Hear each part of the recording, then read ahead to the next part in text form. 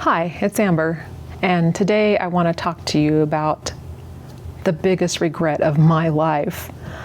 I have a lot of emotion about this, and it's still kind of hard to talk about, but if I can save anybody some heartache, that would cause a big hard time in their life, I certainly feel like that would be important. So if you've watched my previous videos, you know I kind of had a hard time with growing up, because I feel like my parents were emotionally immature, and we had a lot of emotional abuse happening because of that. I didn't realize that my relationship with my mom was toxic. I didn't realize how emotionally abusive it was. So growing up, I kind of felt like I was friends with my mom. I felt like, I was her confidant, all that kind of stuff. Anyway, she had a bad marriage, I guess, and she decided to get divorced from my father, and at the end of 2019, moved out of state. And then when she was out there,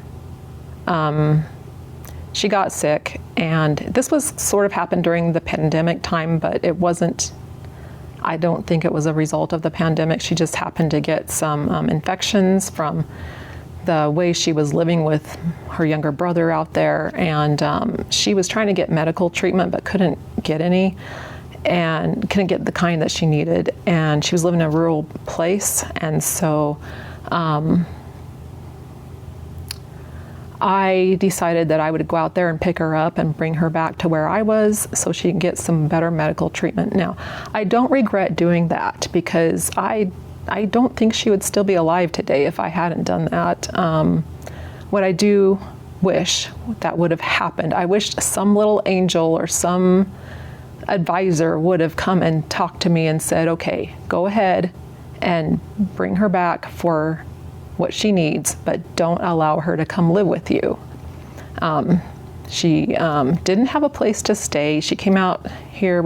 I went out there and got her, brought her back. She got the treatment that she needed, staying in a hospital, and was there for several weeks. And I kind of supported her the best I could at that point.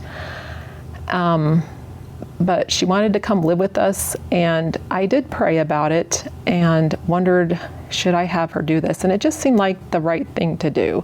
I didn't really get a yes or no answer. I just felt like, of course it's the right thing to do. So she came to live with us, and I didn't realize how much I would suffer emotionally when she did. And it was like a night and day switch. I mean, she used to stay with us in the past and was very kind and loving, but I guess it was just all an act, because she came to stay with us and she was just emotionally angry. When she was staying in the hospital, she would yell and holler at the nurses and stuff. Anyway, I thought it would be different when she came to live with me, but I had to start setting boundaries, because she would do and say things that really affected my kids. I had to start setting down boundaries, and I was very scared to do that. I had started seeing a therapist because my emotional health was going down when she came to live with us, and I didn't know what to do, and so I went and saw someone, and they were telling me I needed to set a boundary. And if you're a child of emotionally immature parents, you know how scary that is to set a boundary. It is so scary, because the parents are used to having things their way and not having people tell them what to do. And that was really scary to me. And so I had to set one rule. Well, she didn't like that. She obeyed it, but she was angry about it. After a few more months, I had to set another rule with her. And again, same thing. She was very angry. She obeyed it, but she was angry. And the third time I had to do it, a few months later, another rule. At that point, she gave me the silent treatment, wouldn't talk to me ever again, living within my own house, and she's not going to speak to me. I mean, that was really crazy. Anyway, my biggest regrets are that I had to suffer emotional abuse. And I mean, I would pray about it. I was like, I don't know, she lived with us for 2.5 years. And during that time, I prayed a lot. I started staying in my room, my bedroom more during the day because I couldn't handle being around her in the main part of the house. And it really affected the environment of my home and my family. My children started staying in their bedrooms a lot too.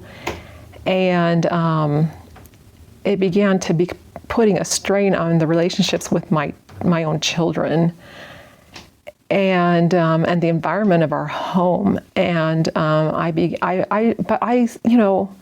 I clung to the idea and the hope that things were going to get better between me and her, and that her emotional health was going to get better.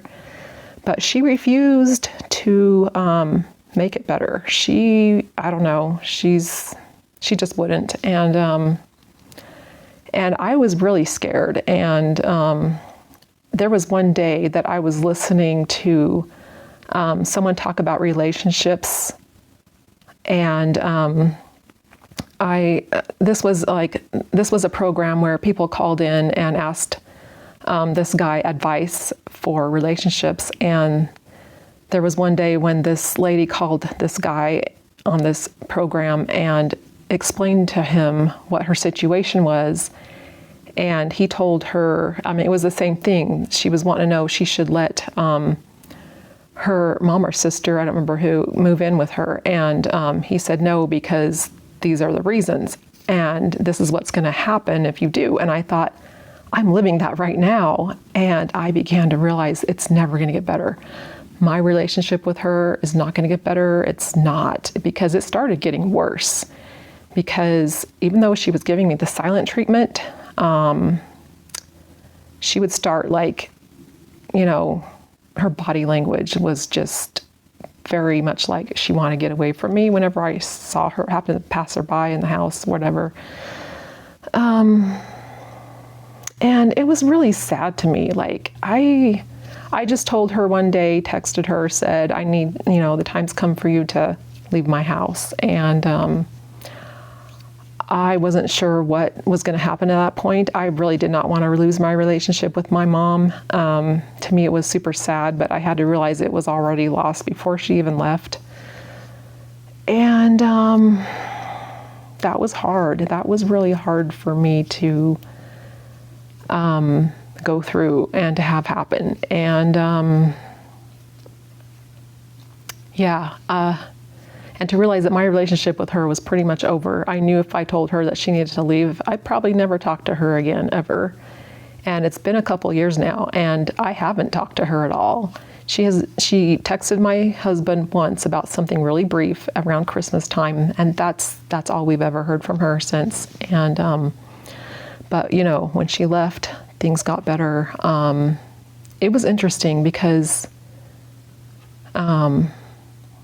going back to the story, I told her she needed to go, and I tried to do it with a lot of love. I mean, I prayed to have a lot of love. I gave her a big grace period. I said, I need you to leave my house, and I'll give you 60 days to get out. And within a week, she decided to be gone, which really surprised me. But it was a good thing, because once she left, I was able to breathe again.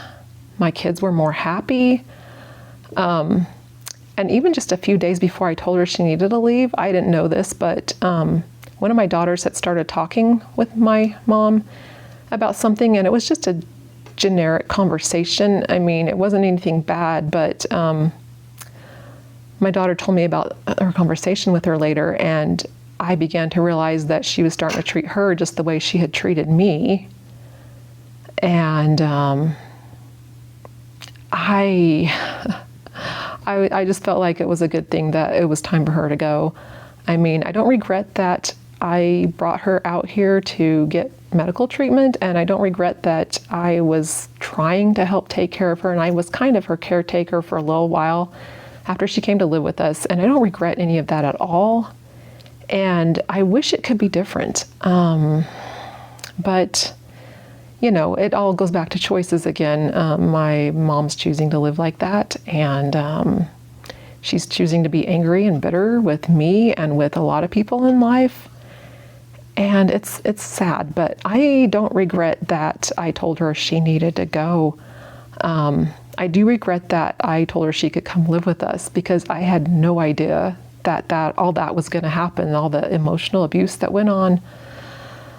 Oh boy. And then I began to, you know, when something like that happens, you look back on your life and you think, was it always like that? Since I could ever remember, I was like, yeah, I think it was. And who's to say how it could have been different or anything? But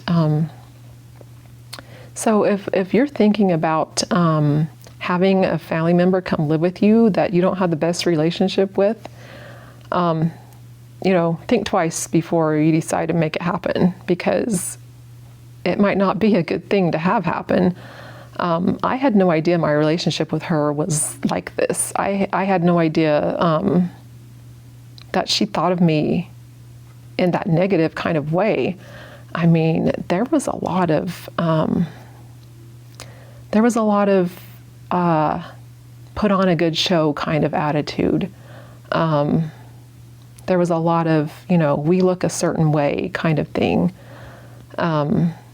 And there was a lot of, I mean, she would tell me sorry about something if I asked her about something, but I think she only said that because it was what I wanted to hear. She wasn't really sorry. And I'm still trying to work through the emotions of that and the things that happened over the years in my life. And I'm constantly trying to learn and to grow, and it's been hard. And my mom pretty much cut me off. And so if she decided to cut me off, I'm not going to go back and try to mend the fence. As I've heard some people talk about, you know, their relationships with their parents, like, why do I want to go back and feel more abused? You know, she's not willing to change. She's not willing to do anything different. She doesn't think she did anything wrong.